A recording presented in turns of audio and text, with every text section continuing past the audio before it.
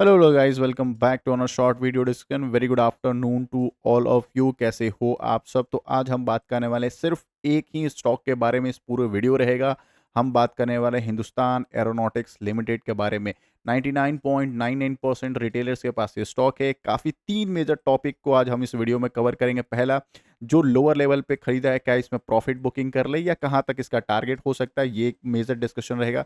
Second रहेगा, क्या हम इसमें अभी भी फ्रेश एंट्री बना सकते हैं, वो बात रहेगा, या एवरेज करने का प्लान ऑफ एक्शन रख सकते हैं कि नहीं। And third and most important, जो कमेंट बॉक्स भर चुका है इसे, जिसने टॉप लेवल पे बाई किया है, सर ये चल क्यों नहीं रहा है, ऊपर क्यों नहीं जा रहा है, मेरे बाइंग लेवल से हमेशा नीचे ही रह रहा है। तो तीनों टॉपिक को हम आज इस वीडियो में कवर अप करने वाले हैं। तो अगर आप बिजी हो, लाइक करके सब्सक्राइब करके वॉच लिस्ट में डाल सकते हो। आप थोड़े टाइम बाद इस वीडियो को आप देख सकते हो, ठीक है। फर्स्ट टाइम आए हो, सब्सक्राइब कर देना। सब्सक्राइब कर रहे हो तो ऑल ज़रूर क्लिक कर देना, तभी मेरे वीडियोस आप तक रीच आउट कर पाएंगे। और आपका कोई मेजर कमेंट रहेगा तो आप, या फिर मुझसे ज्वाइन होना चाहते हो तो यहाँ पर ज्वाइन क्लिक कर सकते हो। या फिर ड्यूरिंग द लाइव मार्केट अगर आप किसी स्टॉक के बारे में रिव्यू कर रहे हो या फिर आपको उसको जानना है तो ज्वाइन कर सकते हो। मैं लाइव मार्केट में भी आपको अपडेट कर देता हूँ, ठीक है। इसके अलावा कोई भी क्वेरी हो आप कमेंट बॉक्स में शेयर कर सकते हैं, मैं कमेंट का भी रिप्लाई बैक कर देता हूँ, ठीक है। एचएल जो स्टॉक है ये मोनोपोली स्टॉक है। पहले मुझे ये बता देना कमेंट बॉक्स में कितने लोगों के पास एचएल है। अगर है तो आप नीचे कमेंट बॉक्स में मुझे बता देना। Second and the most important मुझे ना, क्या आप इसमें स्प्लिट भी एंजॉय किया? ये 1:2 स्प्लिट जो दिया था 2023 में, इसने स्प्लिट भी दिया था, क्या आप उस चीज़ को भी एंजॉय कर चुका? अगर ये चीज़ भी कर चुके हो कमेंट बॉक्स में ज़रूर बताना, क्योंकि मैं भी इसमें स्प्लिट एंजॉय कर चुका हूँ, ठीक है। ये मोनोपोली स्टॉक है। पहले मैं क्लियर करता हूँ, ये डिफेंस की कंपनी है। डिफेंस में बहुत लोगों को तो ये पता है, बट जो बिगिनर्स हैं या फ्रेश बाइंग करना चाहते हैं या इनको थोड़ा सा कम नॉलेज है उनके लिए मैं बता रहा हूँ। बाकी 90% लोगों को तो पता होगा ये किसमें काम करती है। डिफेंस की कंपनी है, पीएसयू कंपनी है, इंटायरली मोनोपोली है। अब मोनोपोली मतलब क्या होता है कि एक ही स्टॉक जो मार्केट में है, जिसको कोई भी बिजनेस होगा सरकार इसी को प्रोवाइड करेगी डिफेंस के लिए। क्यों मोनोपोली है ये मैं आगे जाके आपको बताते हुए नजर आ जाऊंगा, ठीक है। कोई भी क्वेरी है कमेंट बॉक्स में शेयर कर लेना। अब देखो, ये 52 वीक हाई के लिए ऑलमोस्ट ऑलमोस्ट 5670 के आसपास मुझे याद है, इसके आसपास ये मार्केट ने 52 वीक हाई लगाया। अगर यहाँ पे किसी ने भी बाई किया है, ठीक है, या फिर किसी ने लोअर लेवल पे बाई किया है, तो आपको क्या करना है, सेल बटन से एकदम दूर रहना। मैं पहले ही बोल चुका हूँ बहुत बार डिफेंस कंपनी के लेकर, सेल बटन से आपको दूर रहना है इस सारे डिफेंस के कंपनी से। और लास्ट 6 मंथ से देखोगे बहुत लोग जो टॉप लेवल पे बाई करके बैठे हो 5600 के ऊपर, तो उनका बहुत सारा क्वेरी है कि ये चल क्यों नहीं रहा है। देखो अभी जो मार्केट है, करंट जो सिनारियो है मार्केट का, उसमें अगर आप देखोगे तो ये एक जोन में खड़ी है मार्केट, ठीक है। कहाँ कौन सी जोन है? 5600 से लेके 5000 का जो जोन है, इसमें मार्केट वोलाटाइल हो रही है। हालांकि इसके आसपास ही मार्केट के पास खड़ी है, 5500 के आसपास मार्केट खड़ी है, ठीक है। अब देखो ये दौड़ेगी कब, इसका जो एक्सपेक्टेशन है डिफेंस को लेकर, अभी बजट आ रहा है, ठीक है, BUDG बजट आ रहा है। इसमें जो प्लान ऑफ एक्शन है, डिफेंस सेक्टर को बहुत अच्छे अच्छे पैसे मिल सकते हैं, मतलब क्या अलग से इनको अच्छा खासा बजट एलोकेशन हो सकता है। तो इन सारे स्टॉक को आप रडार पे रख सकते हो, चाहे कोचिंग शिपयार्ड हो, जीआरईसी हो, माजदा हो, इन सभी को आप रडार पे रख सकते हो, ठीक है। ये एक्सपेक्टेशन है और मैं आपको क्लियर कर रहा हूँ, ये जो इतना बड़ा गैप डाउन जो देख रहे हो, इतना बड़ा जो हुआ था, क्या हुआ था कि यस एग्जिट पोल जब आया था कि यस एनडीए की सरकार फिर से बन रही है, 400 प्लस मेजोरिटी में है। उसके बाद उससे पहले मार्केट हाइप हुआ था, एकदम रॉकेट 52 वीक हाई सभी स्टॉक ने पीएसयू लगाया था। नेक्स्ट डे जब काउंटिंग हुआ था धड़ाम से गिरा था। इस चीज़ को बिल्कुल भूलना नहीं है, क्योंकि एक्सपेक्टेशन ही हमें मार देता है, बिल्कुल ध्यान रखना। ड्यूरिंग द लाइव मार्केट आपने देखा है कितना अच्छा पिटाई होते हुए सारे पीएसयू मार्केट में आपको दिखा होगा। तो इस चीज़ को भी आप दिमाग में लेकर चलोगे कि ये एक्सपेक्टेशन है, अच्छा आया तो ठीक है, अगर नहीं भी एक्सपेक्टेशन मीट किया तो भी इसको बेचना नहीं है, ठीक है। अब देख लेते हैं जोन में कौन कौन से लेवल पे इसको हम बाइंग कर सकते हैं या फिर एवरेज का प्लान ऑफ एक्शन में कर सकते हैं। देखो जो 5 साल से लेके बैठे हुए हैं उनको तो लगभग 1000 से लेकर 1200 से ऊपर 1500% का रिटर्न मिल रहा है। अगर उनमें से आप हो तो आप तो समझ रहे हो, आप इसको लॉन्ग रन के लिए खरीदिए, लंबे रेस का घोड़ा है, ठीक है। बिल्कुल बेचने वाला स्टॉक नहीं है, तो उसके लिए तो कोई बात ही नहीं है। मतलब क्या, जो लोअर लेवल पे खरीदा है बेचना नहीं है। एवरेज करने वाले का हम अभी प्लान ऑफ एक्शन को देख रहे हैं।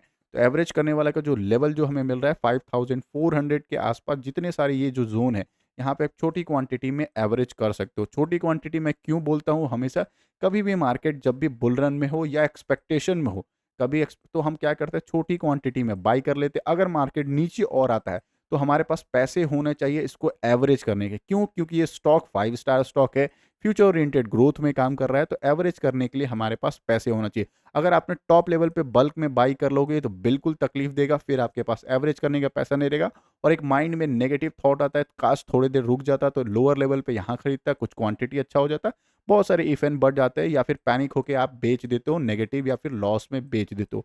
इसलिए मैं कहता हूँ छोटे क्वांटिटी में यहाँ पे बाई कर लो, थोड़ा सा अगर नीचे आता है तो भी हम यहाँ पे प्लान ऑफ एक्शन करके एवरेज कर लेंगे। अगर ब्रेकआउट करता है तो यहाँ पे एक छोटा सा एक बाइंग करके फिर से एवरेज कर लेंगे, फिर मार्केट को जाने देंगे, फिर कहीं कंसोलिडेट होगा तो फिर हम वहाँ पे एवरेज और प्लान ऑफ एक्शन में रख सकते हैं। ठीक है, यहाँ तक सभी को क्लियर है। बट अभी हम आगे जो बात करने वाले, बहुत ध्यान से सुनना, आपको बहुत टाइम तक रियली स्टॉक मार्केट में टिकने के लिए आपको बताया गया। सिर्फ इसी स्टॉक के लिए नहीं, बहुत सारे स्टॉक का मैं एनालिसिस करता हूँ, बट एचएएल के लिए बहुत क्वेरी आ रहा है तो इसलिए मैं इसको स्पेशली ले रहा हूँ। आप इस चीज़ को ध्यान से सुनना ताकि आप इस स्टॉक में आपको कभी भी ना सेल करने का ना दिमाग में नहीं आएगा। उसका मैं आगे जाके वजह दूंगा क्यों, वाई। अभी जो हम बात करने वाले हैं बिजनेस को लेकर बात करने वाले, एचएएल को क्यों हम रडार पर रखते हैं, क्यों इतना ये मोनोपोली स्टॉक है और क्यों इतना सभी के टारगेट पे रहता है। ठीक है, आई होप अभी तक एनालिसिस अच्छा लगा हो तो लाइक एंड सब्सक्राइब तो कर दिए होगे। सब्सक्राइब कर रहे होगे तो थोड़ा सा मैं भी मोटिवेटेड होता हूँ, तो बेल आइकन जरूर क्लिक कर देना। ठीक है, चाहो तो ज्वाइन कर लेना, ज्वाइन करोगे तो आप सारे कमेंट जो है मैं आपको पर्सनली आपको रिप्लाई बैक करते हुए नजर आ जाऊंगा। ठीक है, अब देख लो ब्रोकर जो है अभी जिसको जेफरीज, आपको पता है इंटरनेशनल फर्म में इन्होंने क्या किया, इसका जो टारगेट है पॉजिटिव रखा है। टारगेट मतलब कितना रखा है, 5725। ये ठीक है, 1 मंथ पहले का रिपोर्ट है, तो अभी तक ये आसपास 5600 के आसपास ये टारगेट दे चुकी है, 100 पॉइंट्स का बाकी है। बट इंटरनेशनल फर्म कभी भी किसी का टारगेट देती है तो काफ़ी पॉजिटिव माना जाता है। सेकंड बात करें जेफरीज ने, अब मोतीलाल ओसवाल आपको पता है ये भी एक फर्म है, बहुत अच्छी फर्म है, उन्होंने भी 5750 का टारगेट प्रिडिक्ट के बैठी हुई है। तो जो बंदा जो सबसे ज़्यादा कमेंट में लिखता है भाई टारगेट क्या है, टारगेट क्या है, टारगेट क्या है, तो उनको आंसर मिल चुका है।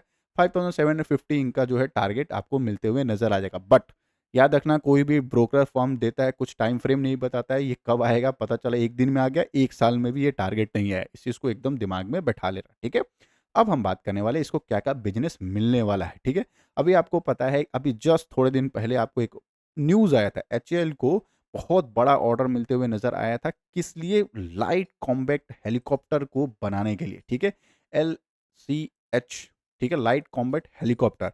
कौन सा हेलीकॉप्टर का डिवीजन था, तो ये जो डिवीजन था प्रचंड हेलीकॉप्टर को बनाने का मिनिस्ट्री ऑफ डिफेंस, मतलब कि सरकार से, गवर्नमेंट से आते हुए नजर आई थी। अब देखो मिनिस्ट्री से ही क्यों आया, तो मैं पहले बता देता हूँ इसको, आप सिंपल विकिपीडिया पे चले जाना। विकिपीडिया पे जाओगे तो ये क्या बनाती है, ये पहले हेलीकॉप्टर बनाती है, ट्रेनर एयरक्राफ्ट बनाती है, फाइटर जेट एयरक्राफ्ट बनाती है और ट्रांसपोर्ट एयरक्राफ्ट बनाती है।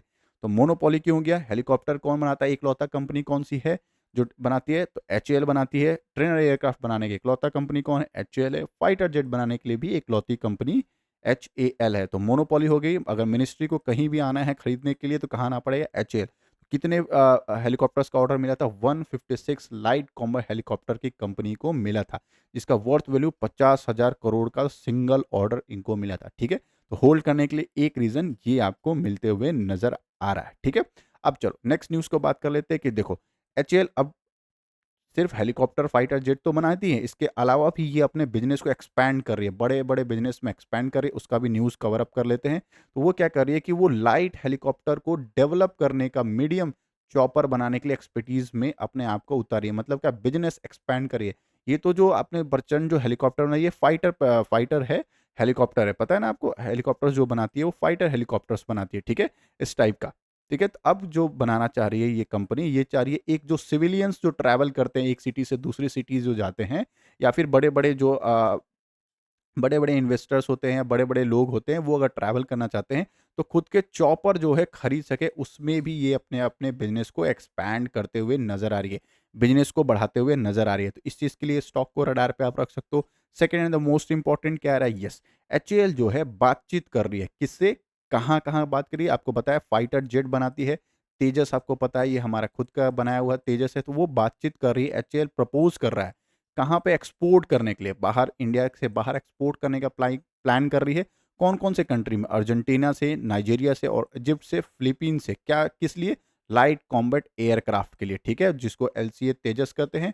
काफ़ी सारे तेजस इन्होंने बनाए हैं, 2-3 इनका डेवलपमेंट में है, काफ़ी सारे हैं, तो ये भी चीज़ बनाने के लिए वो एग्रेसिवली ये सारे कंट्रीज को देख रही है। सेकंड उन्होंने बोला है कि light combat advance light helicopter, पता है हेलीकॉप्टर भी बनाती है कंपनी, तो हेलीकॉप्टर के लिए भी बड़े-बड़े टाई अप्स करने के लिए इंटरनेशनल फर्म में भी ये देख रही है, ठीक है?